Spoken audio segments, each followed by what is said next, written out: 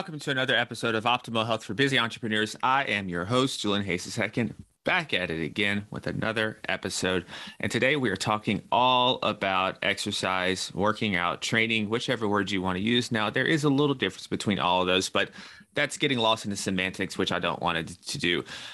So in a nutshell, what we are doing today is talking about how to program your weekly exercise regimen for optimal performance in both health and business. Because as we know, this podcast is about the marriage between health and business. We are trying to be equally as successful as we are in the gym, as we are in the boardroom, or wherever we conduct our business at.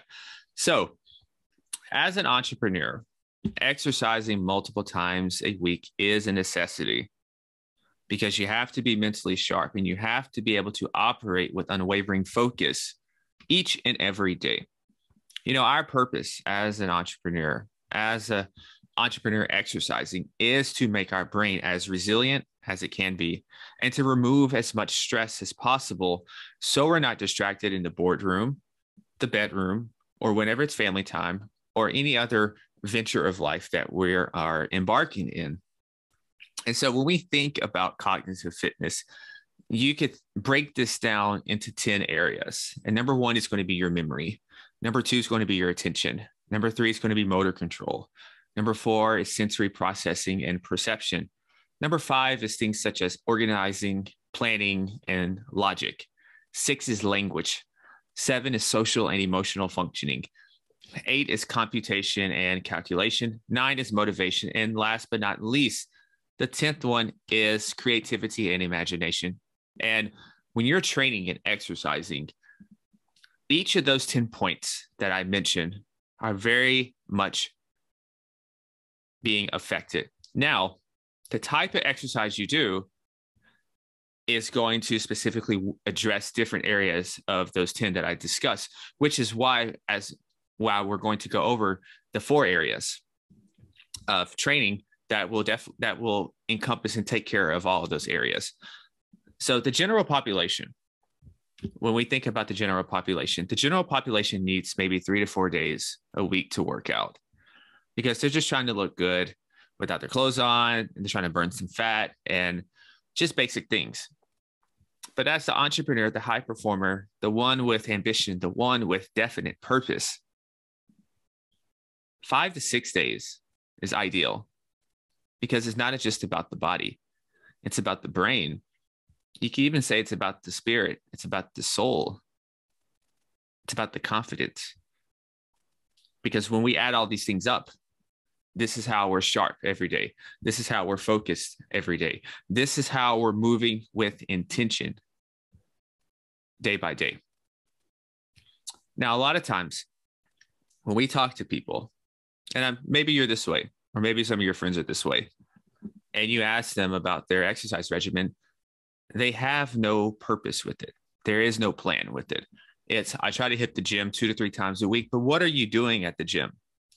Because I work out at a commercial gym. And the thing that I notice is people are working their ass off a lot of times. It's not that people are lazy in there. A lot of people work really hard. They're not necessarily working the smartest, I would say, but they're working really hard. But there's a critical mistake that they're making. And it's that there's no rhyme or reason for what they're doing. There's no definite purpose. There's no progression with their training. They're just going in there to exercise and work a sweat. But there's no plan of where they're going with their exercising. And so this leaves them in no man's land. It leaves them just continually on the hamster wheel of just circling, working hard, but getting no progress.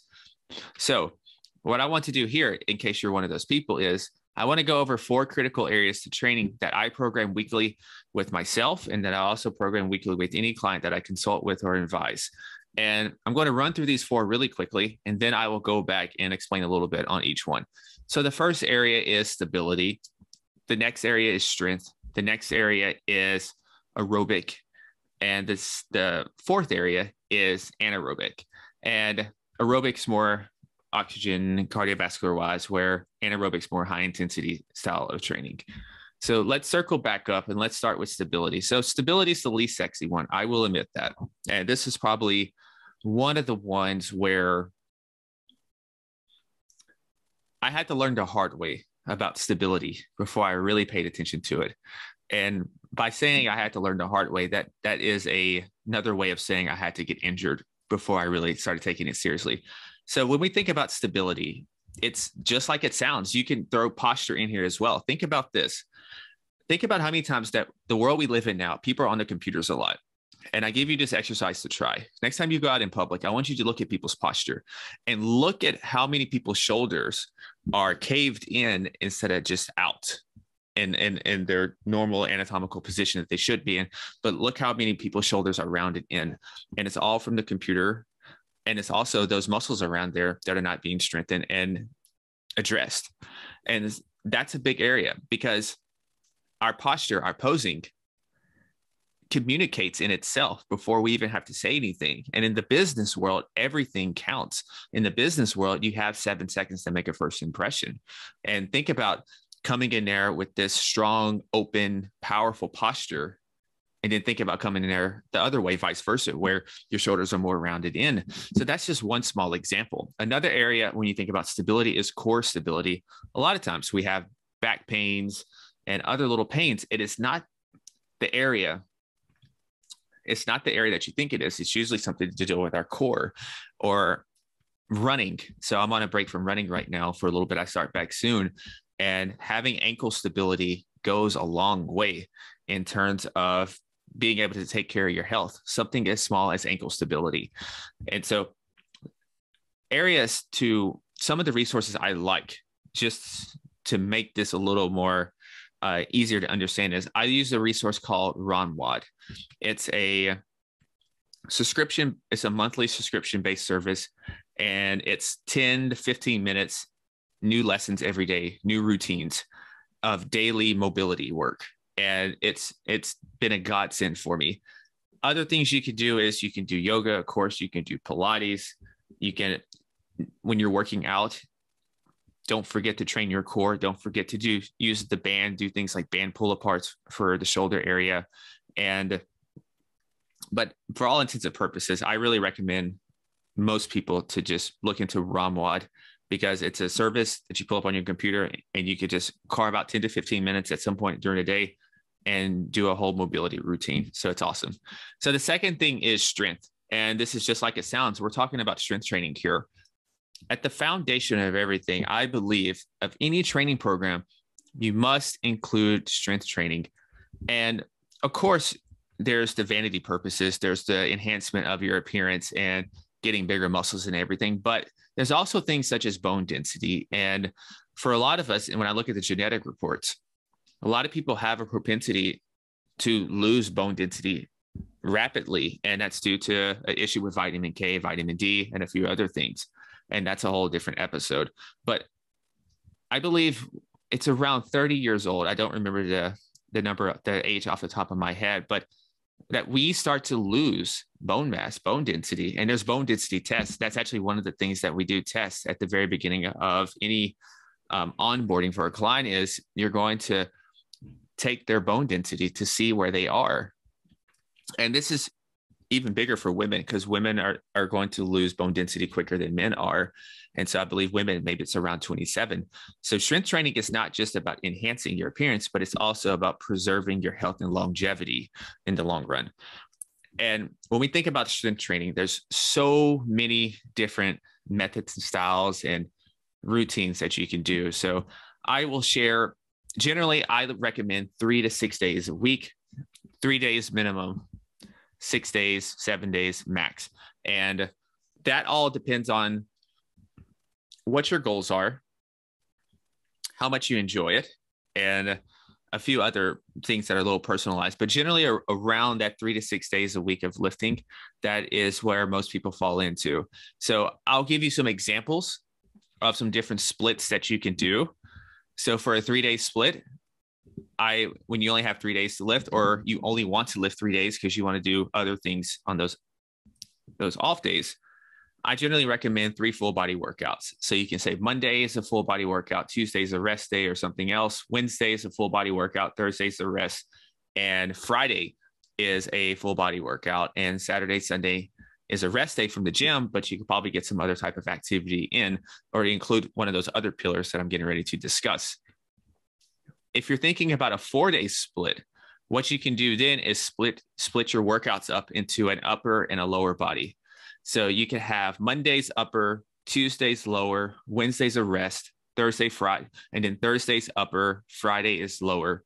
And of course, it doesn't always have to be Monday through Friday. I'm just making this easy in this example. You can have one of these days become on Saturday as well. So just play with the dates.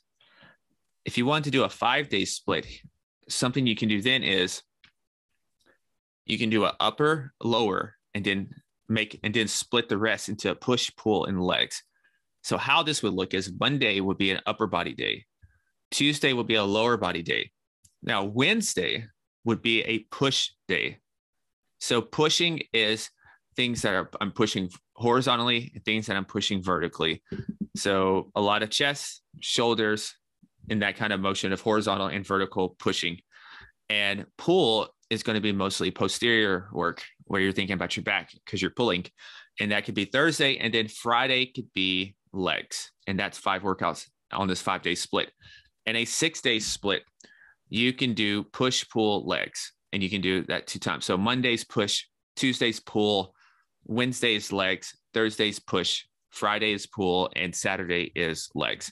And that's just a very small sample of what you can do. You can really play with this and get creative with it. That's just a very nuts and bolts version of how you can split your strength training routine into off. Now, the next category is aerobic training. This is also an area that I've recently fallen in love with. It's not something that I was in love with a long time ago, but I have a lot more appreciation with it. And it's also a very core pillar when it comes to longevity. And when we're thinking about aerobic training, one of the key areas is to look into zone 2 training. And from what I've been reading, 3 hours is the minimum effective dose of a week with zone 2 training. So this can be broken into 3 60-minute segments, or you can do 4 45-minute segments. And as you're doing zone 2 training, you can do some VO2 training on the bike, which seems to be the preferred method for a lot of people. But you can also do this on the Stairmaster, the treadmill, or any other machine. And one of the things that I've learned and is, I think they call it the 4x4 protocol or method. And what you can do is go intense, go all out, your highest input for 4 minutes, and then rest for 4 minutes and do 5 sets of that. And this can be on the bike. This could be on a Stairmaster, a treadmill, or any other machine. And over time, your VO2 max will most definitely improve. And improving your VO2 max is going to improve your overall longevity and your biological aging and the rate at which you age and everything. And the last category is anaerobic training. This is high intensity training. It's really popular. 2 days per week is pretty good generally. And this could be Tabithas. This could be jump rope. This could be, jump roping could be also aerobic depending on how hard you go. But for this example here, let's say it's jump roping, but you're skipping intensely. This could be rowing intensely, biking intensely, basically anything where you're running out of oxygen very quickly and you have to get those other reserves to come in and help in. So that would be high intensity training for 2 days per week. And so as a general thing, let's say you had someone who's just looking to get started with this, I would say program stability in every day by doing some type of mobility work, commit to 3 days of lifting weights, have those other alternative days be days where you're working on your cardiovascular system, splitting those between aerobic and anaerobic. And what you've done by just that simple framework to get started, you have incorporated every single one of these pillars in their necessary dosages. And that is going to improve your longevity. That is going to improve your body composition. That is going to improve your overall mood. And all of that combined is going to improve how you show up every day in your personal life and in your professional life. So I hope this episode has been a benefit to you. Any questions, as always, reach out to me on social or shoot me an email. And with that said, I should say, stay awesome, be limitless. And as always, go be superhuman. Peace.